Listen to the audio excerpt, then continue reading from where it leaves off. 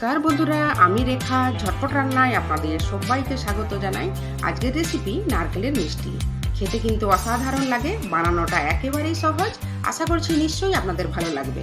তো চলুন রেসিপিটা শুরু করি। এখানে দেখুন একটা মিডিয়াম সাইজের নারকেল এইভাবে কুড়িয়ে নিয়েছি।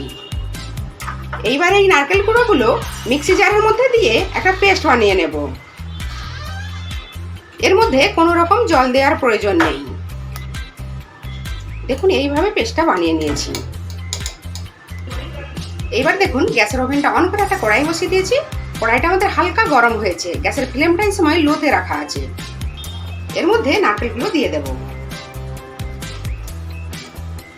একটু টাইম নিয়ে ঝরঝরে করে ভেজে নেব। গ্যাসের ফ্লেমটা কিন্তু এই সময় লোতেই রাখতে হবে। এই নারকেলের মধ্যে যতটুকু জল আছে সেই জলটা যেন একেবারেই শুকিয়ে যায়। দেখুন নারকেলটা আমাদের অনেকটাই ঝরঝরে হয়ে গেছে। এই কাজটা করতে আমাদের সময় লেগেছে 5 থেকে 6 মিনিট।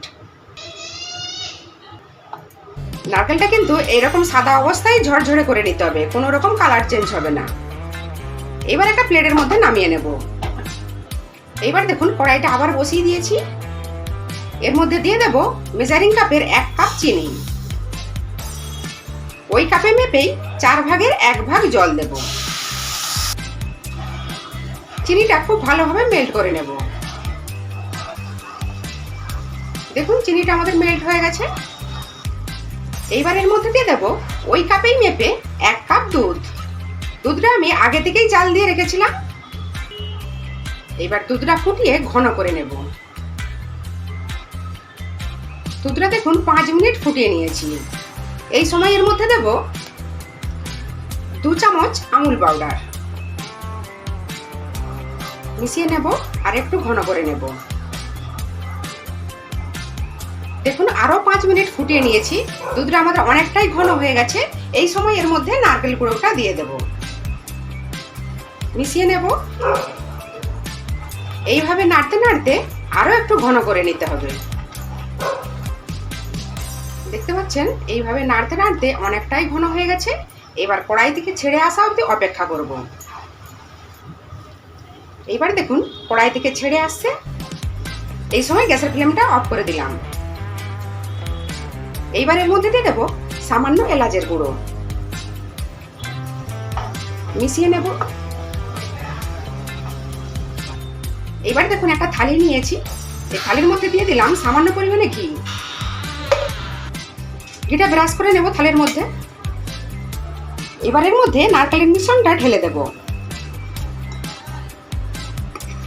এভাবে থালির চারপাশে ছড়িয়ে নেব।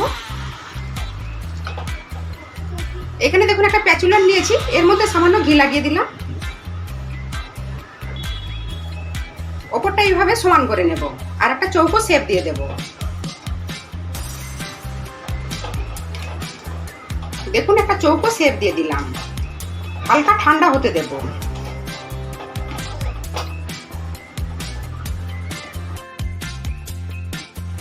এবার দেখুন অনেকটাই ঠান্ডা হয়ে গেছে। এবার দেখুন এখানে একটা চাকু বা ছুরি নিয়েছি, সামান্য ঘি লাগিয়ে দিয়েছি।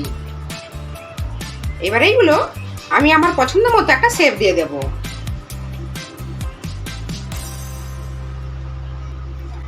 দেখুন আমি আমার পছন্দ মতো একটা শেপ দিয়ে দিয়েছি।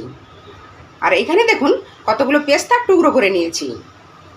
এই পেস্তাগুলো এর মধ্যে দিয়ে দেব এইভাবে একটা একটা করে।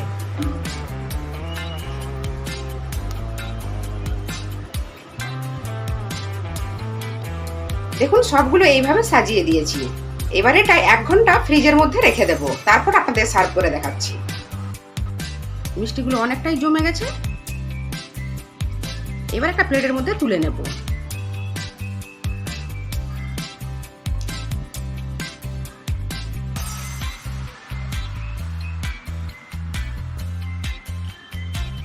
খেতে কিন্তু দারুণ হয়েছে। আপনারা অবশ্যই একবার বাড়িতে এইভাবে ট্রাই করবেন।